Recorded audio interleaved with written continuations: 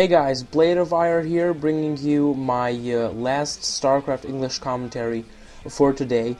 And you might well ask yourself, why the hell am I commentating on a game that was played about a month ago? BeSt versus Stork, third set in the round of 8 of the Bacchus OSL. You probably all know how it went down because you know the final, you know everything that happened afterwards. Well, there's a couple of reasons. Firstly, I just checked a thread on se2gg.com made by Kuragain, where he posted links to all the games, and this seems to be the last game from the OSL that was left uncommentated, and I actually remember why. I think the first set of this one was done by either Diggity or Moletrap.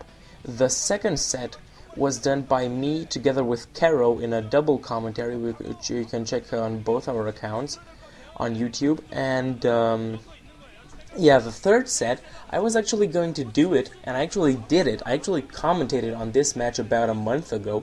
And what happened is that I was going to save the MP3 in Audacity, and somehow it said, well, the program has encountered whatever problem, and it has to be closed, and it closed it, and so I had absolutely no possibility to save what I had done before, and I don't know, it was something really strange.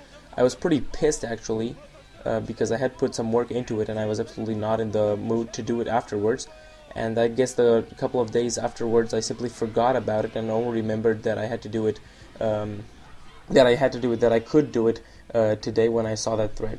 Well, anyway, I guess it's time to finish these long lost chores and provide you with a third set from this matchup. So what we have here is BeSt as yellow Protoss at the I guess that would be kind of the 11 o'clock position, something like that, and Stork as red Protoss at the 1 o'clock position. And I actually am not really sure what map this was. I think something like Fantasy 2. Actually, I'm gonna go right now quick to John747's account and check that one, because I really can't seem to remember. Anyway, about these two players, both of them are very good PvT players. PvP, sorry, probably some of the best around, and this really provided for an awesome matchup between the two. I think BeSt took the first one, and actually no, Monghuan 2 is the name of the map, so sorry about that, Monghuan 2. And as said, it provided for a great matchup. I think BeSt took the second one after Stork won the first one, and so it was a 1-1 tie, and this was the decisive third set.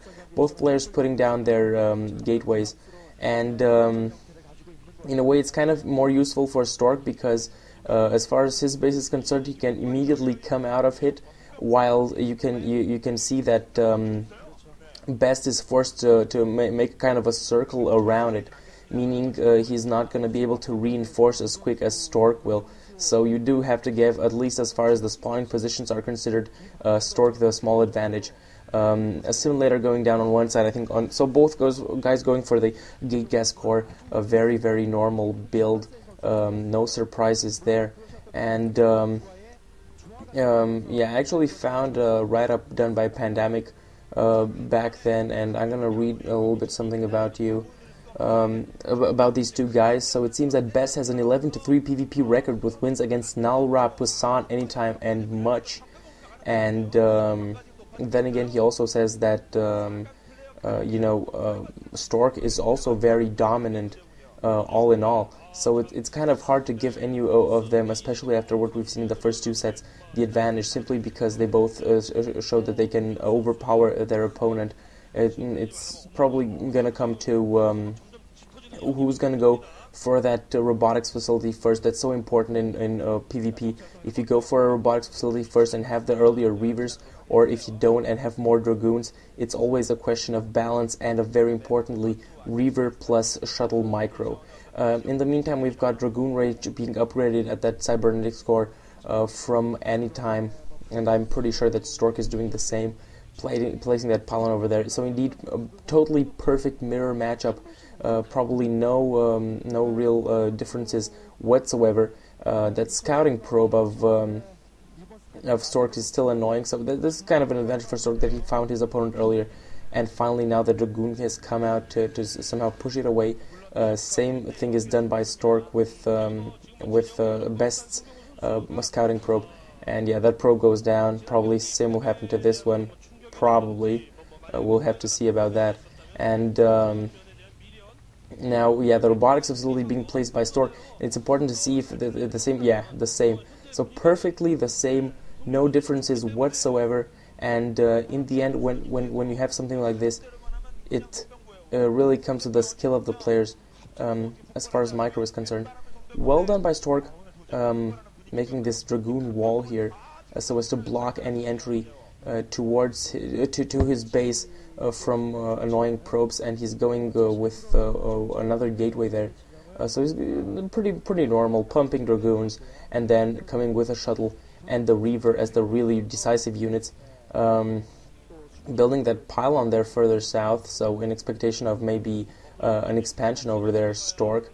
And yeah, robotics facility finished probably about this time also for Stork. So yeah, same, everything is the same, everything is mirrored, everything is perfect. In the meantime, we've got a group of actually, if you look at the minerals, I just thought it would be interesting. One of these guys, the problem is I don't know one. The one to the right seems to have a little bit more resources, but and also as far as the population is concerned, you can see they're very close, 35 to 33 right now. So fairly same builds.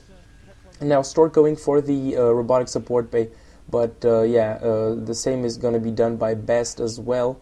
Then again, BeSt does have an observatory also building, and he's going to have that second gateway, I believe, a little bit earlier, so probably maybe less Dragoons for him, but earlier observers.